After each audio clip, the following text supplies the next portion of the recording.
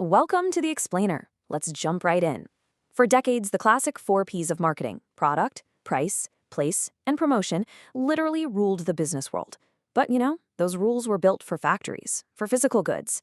So what happens when what you're selling isn't a thing at all, but an experience? Well, the shift to a service-based economy changes absolutely everything. Let's break it down. Here's the roadmap for today.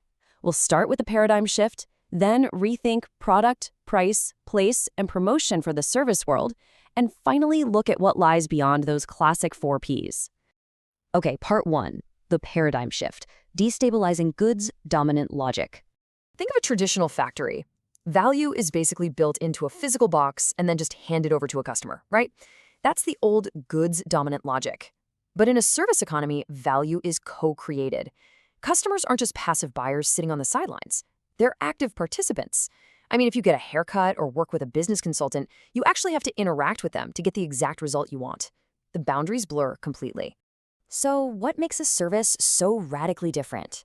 Well, academics use the acronym IHIP to explain it.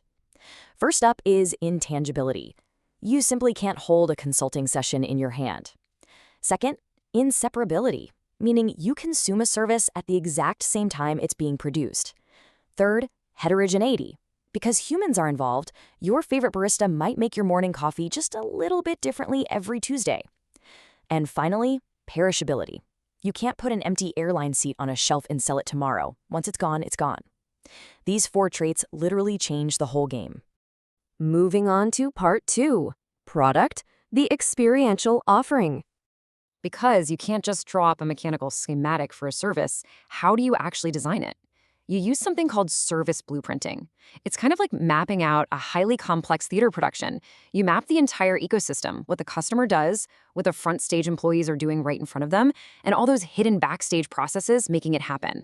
It really helps businesses map out the emotional trajectory to stop things from falling apart at the worst possible moment. And getting this right takes incredible staging. Take Disney's Imagineering, where literally every square inch of a park is designed to trigger a specific emotion. Or think of a Michelin-starred restaurant meticulously staging every sensory detail of a meal. Even in healthcare, doctors have to balance rigid clinical pathways with genuine patient-centric care. The product here isn't a thing. It's a carefully engineered experience from start to finish. Which brings us to part 3, price, strategies, and value. Since services basically vanish into thin air if they aren't used, pricing becomes the ultimate tool to manage demand. There are 3 main strategies here. You've got dynamic pricing. Think airline tickets skyrocketing on a Friday night. Then there's value-based pricing, used a lot by consultants and therapists, charging for the actual outcome and expertise rather than just billable hours. Finally, subscription models. These focus on long-term relationships, turning software platforms or your local gym into recurring revenue engines. But there is a massive catch here, and that's fairness.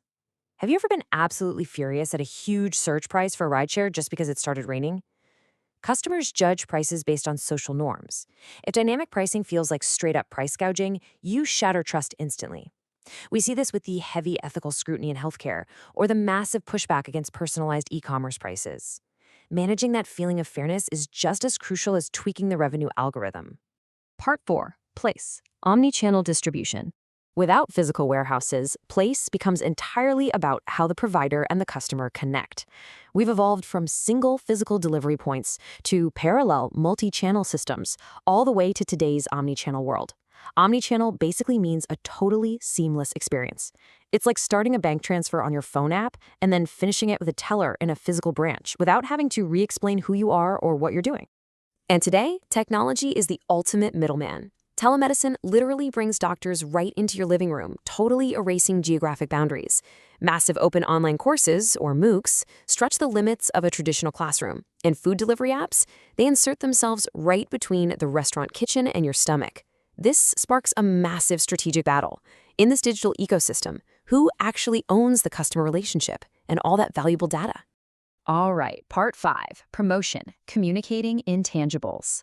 How do you promote something your customer literally cannot see or touch before they buy it? By managing expectations flawlessly. If you overpromise, well, you guarantee disappointment. But if you frame things modestly and accurately, you set the stage for something called positive disconfirmation. That's just a fancy academic term for that amazing feeling you get when a business pleasantly surprises you by over-delivering.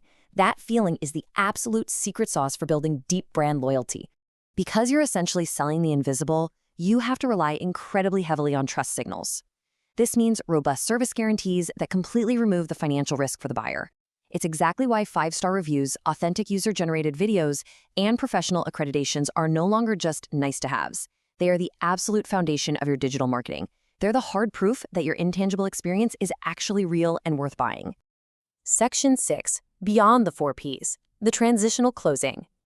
So it's pretty clear that the classic 4 Ps just aren't enough to handle the sheer complexity of the modern service economy.